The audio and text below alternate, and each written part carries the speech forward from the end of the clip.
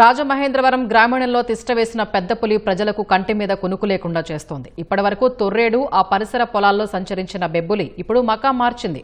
తొర్రేడు నుంచి కోరుకొండ మండలం గాడాల వైపు రూటు మార్చింది.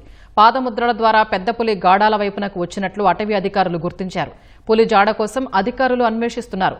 ఉద్యానవన పంటలు, మొక్కజొన్న తోటల్లో పులి పాదముద్రల కోసం గాలిస్తున్నారు. పరిసర ప్రాంతాల ప్రజలు అప్రమత్తంగా ఉండాలని అధికారులు సూచించారు. రైతులు ఒంటరిగా పొలాలకు వెళ్లొద్దని హెచ్చరించారు.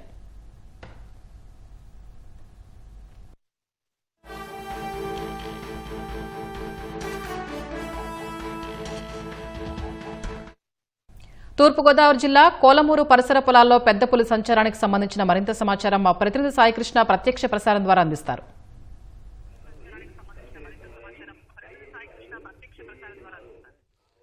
స్వప్న, రాజమహేంద్రవరం గ్రామీణ మండలంలో హడలెత్తిస్తున్న పెద్ద పులి ఇంకా ఇక్కడే ఈ ప్రాంతాల్లోనే సంచరిస్తోంది.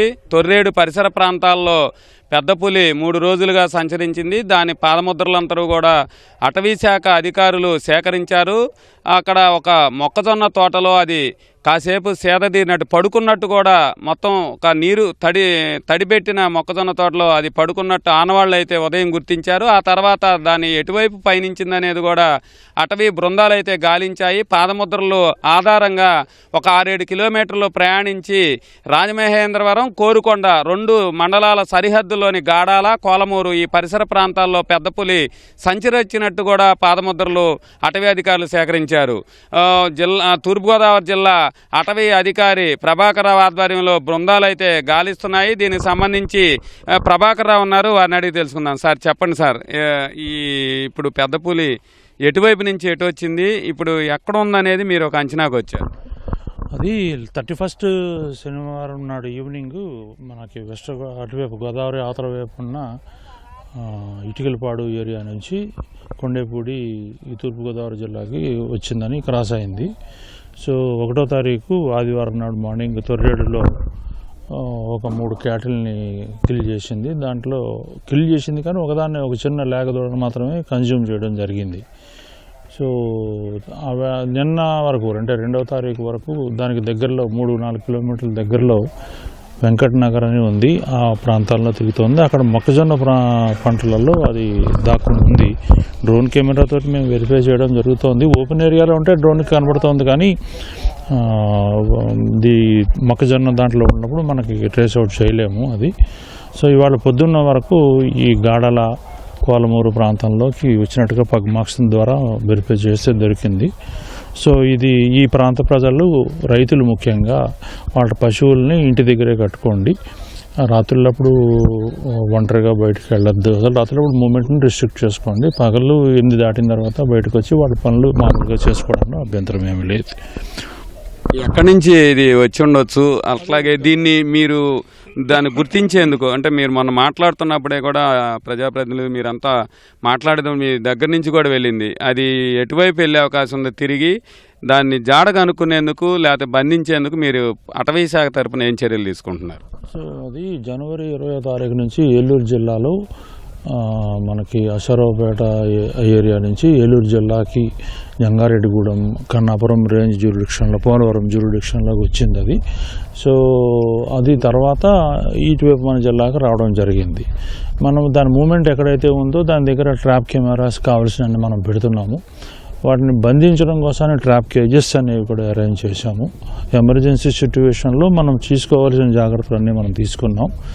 గత చరిత్రలో ఎప్పుడు మనుషుల్ని అటాక్ చేసింది అన్న చర్య ఎక్కడ ఏమీ లేదు.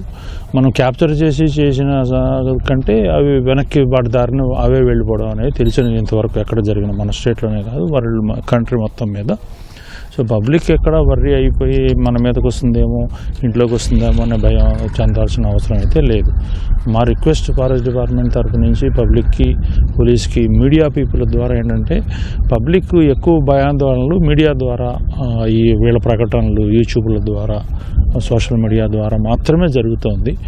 సో ఇక వేరేదంటూ ఏమీ లేదు. అందుకోసం పబ్లిక్ ఆ విధంగానే ధైర్యంగా ఉండండి.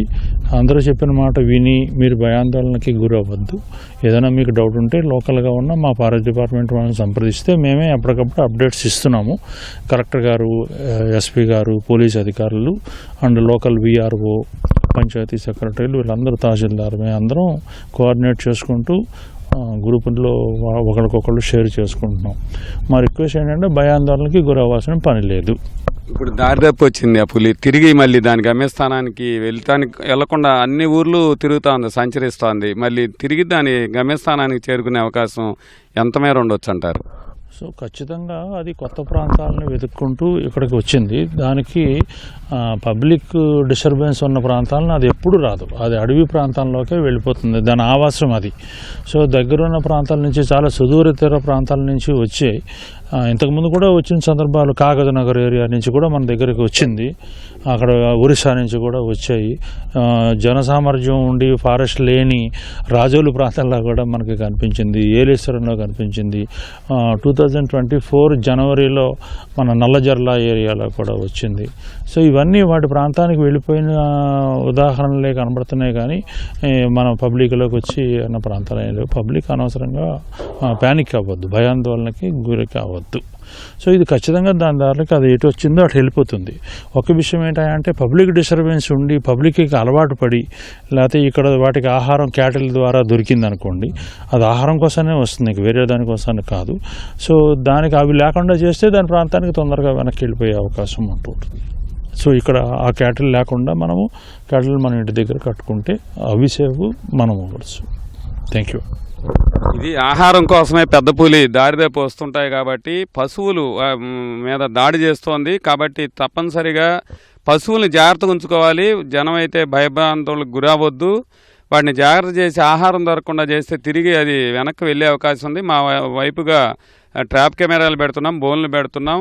అయితే ప్రజలందరూ కూడా ఈ రాజమహేంద్రవరం, కోరుకొండ మండల పరిసర ప్రాంతాల్లో అప్రమత్తంగా ఉండాలని అటవీ అధికారి ప్రభాకర్ రావు విజ్ఞప్తి చేస్తున్నారు. కెమెరామెన్ సూర్యప్రకాష్తో సాయి కృష్ణ, ఈటీవీ న్యూస్.